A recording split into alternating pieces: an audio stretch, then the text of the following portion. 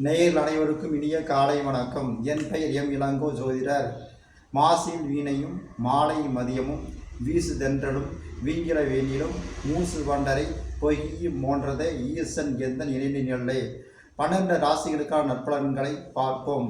குரோதி வருடம் ஆடி மாதம் 11ஆம் நாள் 27/7/2024 சனிக்கிழமை, சப்தமி திதி இரவு 1:21 வரை, பின்பு அஷ்டமி திதி.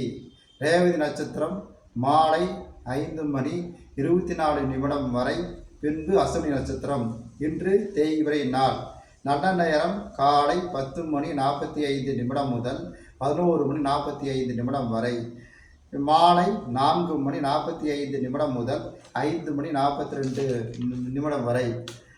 சித்த யோகம். மேசராசி நேயர்களுக்கு 2ஆம் இடத்தில் குருவும் செவ்வாயும் இருப்பதால் குருமங்கள யோகம். அதனால் செல்வத்தின் மூலம் ஆதாயம் கிடைக்கும். முருகனுக்கு அர்ச்சனை செய்வது நல்லது.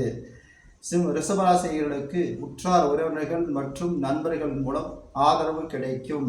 பெருமாளுக்கு அர்ச்சனை செய்வது நல்லது. மிதுனராசினியர்களுக்கு எந்த ஒரு காரியத்தை தொடங்கினாலும் தோல்வி ஏற்படும். அதனால் சிவன் வழிபாடு செய்வது நல்லது.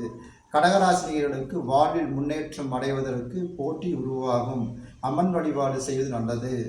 சிம்மராசினியர்களுக்கு தொழில் மூலம் நல்ல வருமானம் கிடைக்கும். முருகன் வழிபாடு செய்வது நல்லது. கன்னிராசினியர்களுக்கு பேரும் புகழும் தன்னை தேடி வரும். கணபதி வழிபாடு செய்வது நல்லது. துளாராசினியர்களுக்கு மனதில் அச்சம் ஏற்படும். பத்ரகாளியம்மன் வழிபாடு செய்வது நல்லது. விருச்சிகராசினியர்களுக்கு நற்காரியங்கள் மூலம் நன்மை ஏற்படும்.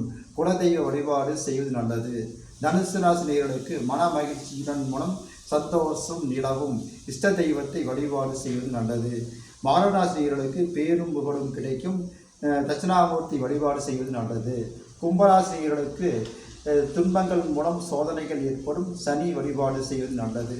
மீனராசினியர்களுக்கு மென்மையான வாழ்வு முறை அமையும். துர்க்கியம்மன் வழிபாடு செய்வது நல்லது. மேற்கண்ட 12 ராசிகளின் நற்பலன்களை பார்த்தோம். எனது வீடியோ பிடித்திருந்தால் லைக் பண்ணுங்கள், ஷேர் பண்ணுங்கள், சப்ஸ்கிரைப் பண்ணுங்கள். மீண்டும் சந்திப்போம். நன்றி, வணக்கம்.